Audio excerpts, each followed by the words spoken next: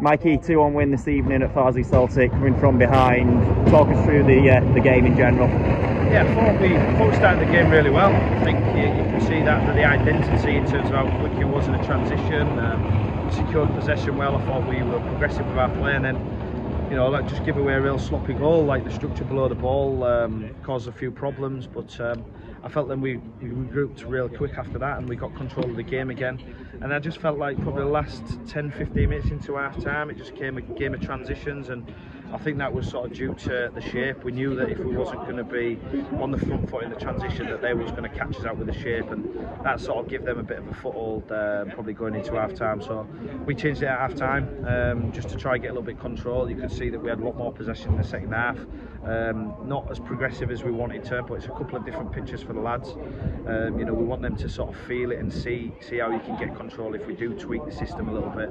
But we just needed to be a little bit sharper in our play going forward. And I know that the pitch is lovely, but it's a bit dry and it's a bit slow. So when you try and sort of break a team down who are in like a block like that, you've got to move it quick, and it's difficult with the pitch. So listen, it was a run out. The lads were feeling a bit fatigued today. We just had a chat. They had a night out on Saturday, so I think they were feeling a bit of that as well.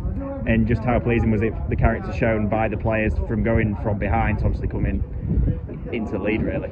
Yeah, I think the biggest thing is just not changing the way we were playing, because there was times last year where we'd change our style and we start to play a little bit longer and we lose focus. I think if the lads just stay focused on what we're trying to do and they keep believing in what we do, that's it's always going to give you a chance to get back in the game. And I thought we was on top and we conceded, but you could see that we just kept going, and I felt we kept that tempo. I think disappointment was, like I said, was once we scored, we probably should have gone and got another.